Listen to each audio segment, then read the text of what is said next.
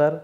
मी प्राध्यापक चिंतामण धिंदळे, रयत शिक्षण संस्थेचे राधाबाई काळे महिला महाविद्यालय अहमदनगर, मराठी विभाग, विषय मराठी, वर्ग MA भाग 1, पेपर क्रमांक पेपर आहेत मराठी साहित्याचा इतिहास, इसवी सन 1818 ते 1920, सत्र प्रथम. अभ्यासक्रमाची ओळख. घटक 1 साहित्य इतिहास स्वरूप मीमांसा.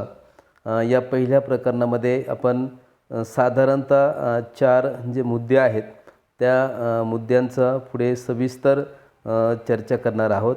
पहिला घटक आहे साहित्य इतिहासाची संकल्पना. दुसरा घटक आहे कालखंड आणि संकल्पना.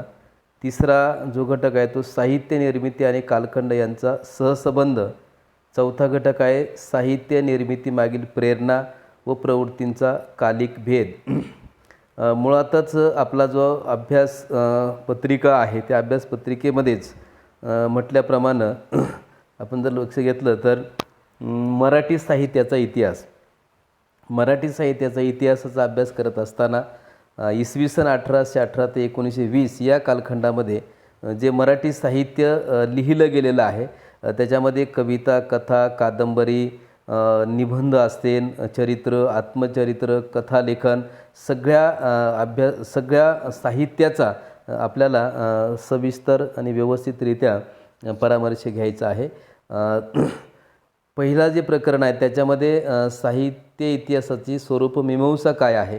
त्यातला पहिला घटक आपण पाहिला की साहित्य इतिहास संकल्पना. मग साहित्य इतिहास म्हणजे काय, त्याच्या केलेल्या अभ्यासकांनी व्याख्या, त्या व्याख्या आपण चर्चा करणार आहोत. दुसरा जो घटक आहे तो कालखंड आणि संकल्पना. याच्यामध्ये प्रत्येक कालखंड जो आहे साधारणतः 1818 ते 1874, 1874 ते 1920, 1920 ते 40 आणि 40 ते 60 आणि 60च्या पुढे 80, नंतर 2000, नंतर 2020 म्हणजे साधारणतः 20-20 वर्षाचा एक कालखंड या ठिकाणी अभ्यासाच्या सोयीसाठी आपण तो कल्पिलेला आहे. आणि त्या कालखंडामध्ये विशिष्ट किंवा एकूणच साहित्याची जी काही संकल्पना थोड्याफार फरकानं बदलत गेली त्याच्याविषयी दुसरा जो घटक आहे मुद्दा, उपघटक, त्याचा अभ्यास करणार आहोत. तिसरा महत्त्वाचा साहित्य निर्मिती आणि कालखंड यांचा सहसंबंध काय. महत्त्वाचा घटक खरं तर हा आहे की साहित्य निर्मिती आणि कालखंड यांचा फार मोठा संबंध आहे. म्हणजे आपण जर पाहिलं की पोवाडा जे काही वाङ्मय आहे, शाहिरी वाङ्मय, तर पोवाडा हा जे काही कला आहे तर ही शिवकाळामध्येच ती निर्माण झालेली आहे. तर ती पेशवे काळामध्ये नाही किंवा मग यादव काळात नाही, बहामनी काळात नाही. तर याचं काय कारण असावं. एक उदाहरणादाखल आपण जेव्हा घेतो की छत्रपती शिवाजी महाराजांचं जे स्वराज्याचं संकल्पनेतून उभं राहिलं जे राज्य आहे त्या राज्यामध्ये छत्रपतींनी ज्या पद्धतीनं राज्य निर्माण केलं तेव्हा छत्रपतींच्या एकूण कार्याच्या त्यांच्या समाजाकडे बघण्याचा जो काही दृष्टिकोन आहे आणि म्हणून त्या लढाया असतील, त्यांनी ते राज्य कसं संपादन केलं ते असेल तर त्याच्याविषयी पोवाड्याची निर्मिती आपल्याला शिवकाळामध्ये जाणवते. पुढे पेशवे काळ जेव्हा आपण पाहतो तेव्हा पेशवे काळात जर पाहिलं तर पेशवे काळामध्ये लावणी ह्या साहित्य प्रकाराचा विकास झाल्याचं आपल्याला जाणवतं.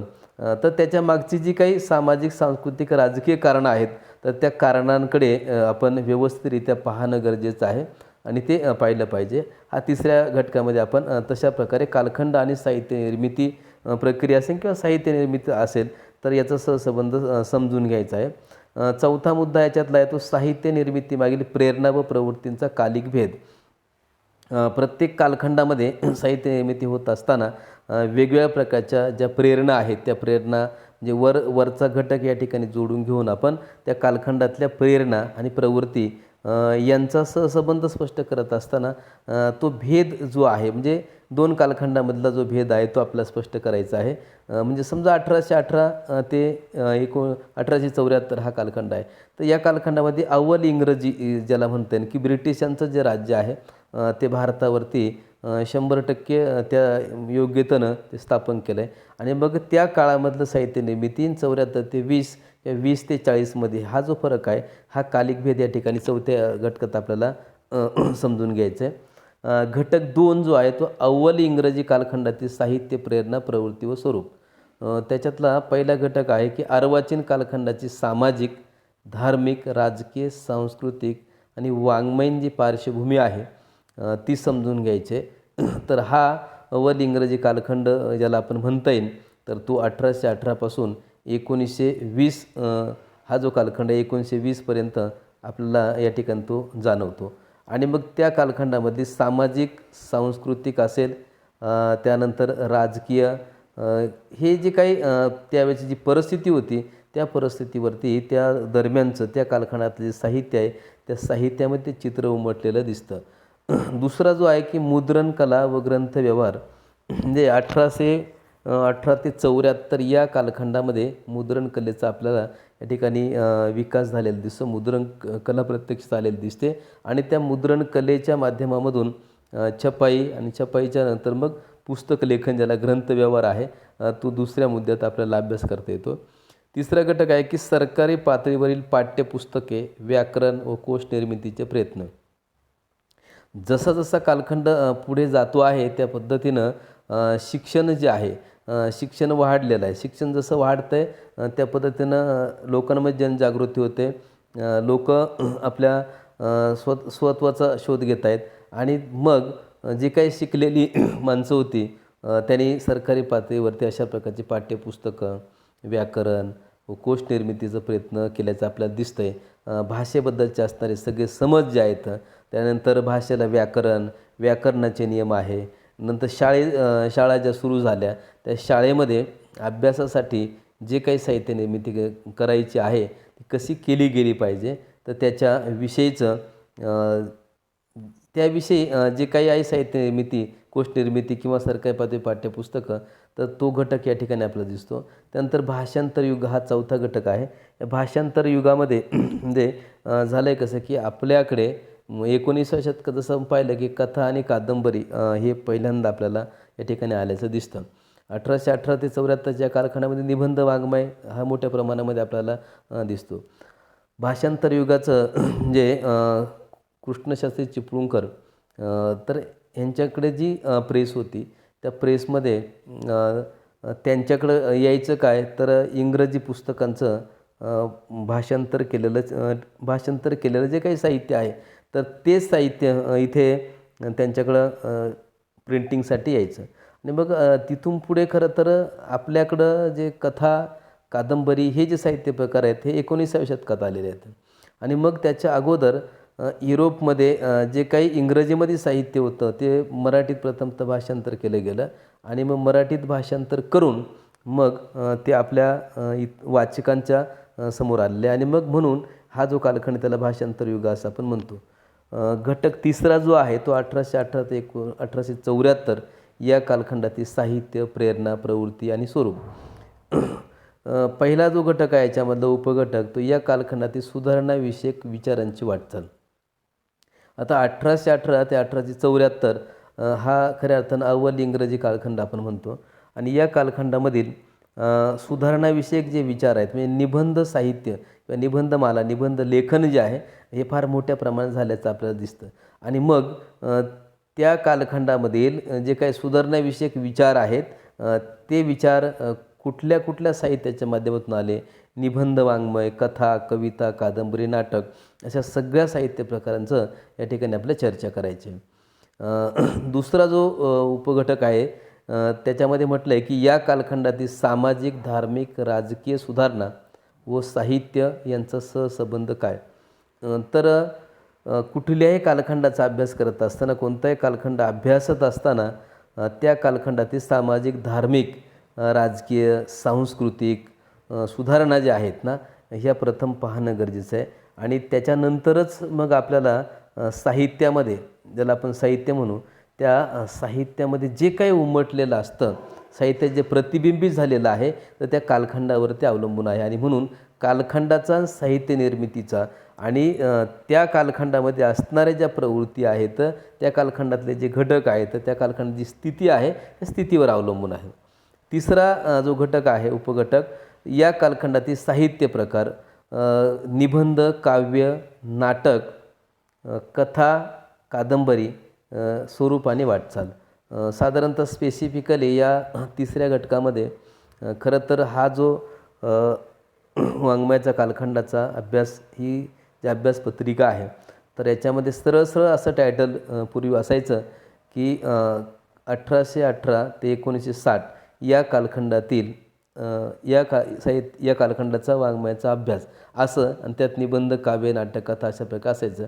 हा तिसऱ्या घटकामध्ये या ठिकाणी आलेलं आहे. कारण केलेलं आहे काय की पहिले दोन जे प्रकरणं आहेत साधारणतः याच्यामध्ये सांस्कृतिक, सामाजिक, राजकीय, ब्रिटिश काळ, अव्वल ब्रिटिश काळ, तर याच्याविषयी जास्तीत जास्त जी माहिती आहे ती मुलांपर्यंत पोचावी, त्याच्या मागचा तो उद्देश असावा.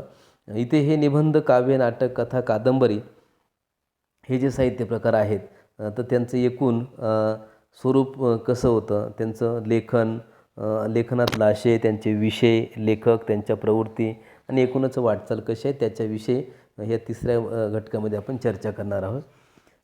या तिसऱ्या प्रकरणातील चौथा जो उपघटक आहे, त्यात म्हटलं की या कालखंडातील साहित्य, प्रेरणा, प्रवृत्ती, विषय व आशय या संदर्भातील निरीक्षणं.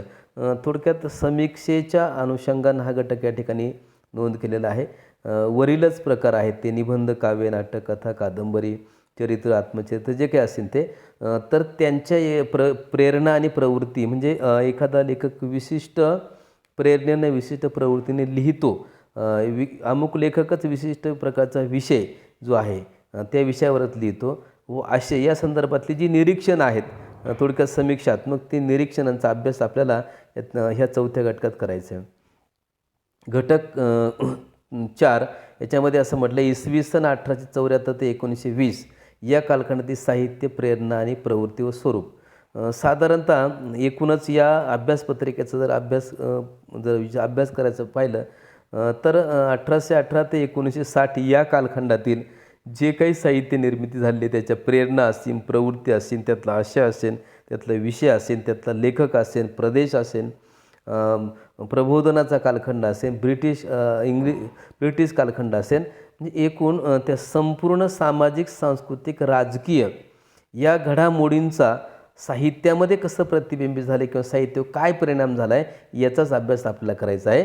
तर या चौथ्या घटकामध्ये पहिला उपघटक आहे की या कालखंडातील सामाजिक, धार्मिक, राजकीय विचारांची वाटचाल. कारण इथे साहित्य कृतींपेक्षाही त्या कालखंडातील 74 ते 20 या कालखंडामध्ये असणाऱ्या सामाजिक, धार्मिक, राजकीय विचार प्रवाह कसे होते आणि त्या विचार प्रवाहांच्या माध्यमातून साहित्यावरच ॲटोमॅटिकली परिणाम कसा झाला आहे हे जरी आपण बघत असलो तरीही इथे जास्त भर जो आहे तो त्या स्पेसिफिकल घटकांवरती आहे.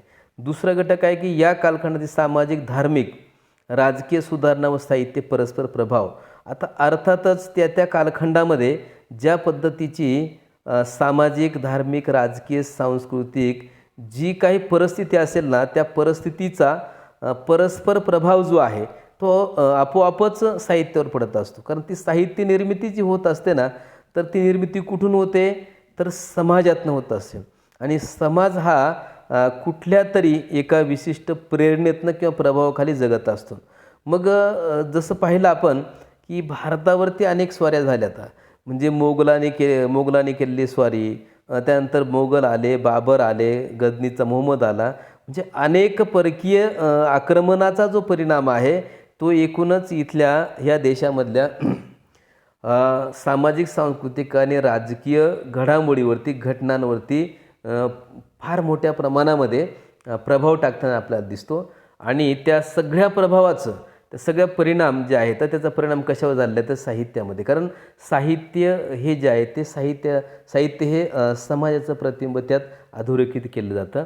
आणि आपलं साहित्य आपण जेव्हा वाचतो, आपलेच अनुभव आपण जेव्हा पाहतो, जेव्हा मननचिंतन करतो, तेव्हा आपण एका वेगळ्या विषयामध्ये जात असतो. म्हणून ह्या दुसऱ्या घटकामध्ये साहित्यावरती परस्पर प्रभाव कसा पडला आहे तो घटक आपण पाहतो. तिसरा घटक या ठिकाणी आहे की या कालखंडातील साहित्य प्रकार ते पुन्हा निबंध, कथा, कादंबरी, काव्य, नाटक त्यांची स्वरूप आणि वाटचाल. पहिल्यात होतं 1800 ते 1874, इथे फक्त घटक बदलला 74 ते 20 असा. आणि चौथा घटक याच्यामध्ये आहे की या कालखंडातील साहित्य, प्रेरणा, प्रवृत्ती व आशय या संदर्भातील निरीक्षणे काय. पुन्हा आपण त्या समीक्षेकडे येत आहोत. या कालखंडामध्ये जे साहित्य निर्माण झालं त्याच्या प्रेरणा काय होत्या, प्रवृत्ती, त्यांचा आशय काय होता, त्याचे निरीक्षण काय नोंदवले तर त्याच्याविषयी आपण या ठिकाणी येतो. अशा प्रकारे आपलं हा जो पेपर आहे मराठी साहित्याचा इतिहास 1818 ते 1920 या कालखंडामध्ये आपल्याला, कारण हा प्रथम सत्रामध्ये आपण या कालखंडाचा अभ्यास करतो आहोत, पुढे जाऊन 1920 ते 40-60 असा सेकंड सत्रामध्ये आहे. तर पहिल्या सत्राच्या अभ्यासक्रमाची ओळख असणारे 4 घटक, त्याचे उपघटक, त्याच्याविषयी आपण थोडक्यात जाणून घेतलेलं आहे. पुढील लेक्चरला पुढच्या तासामध्ये आपण एक एक प्रकरण आणि त्याच्या उपघटकांवरती चर्चा करणार आहोत. आपण इथे थांबत आहोत.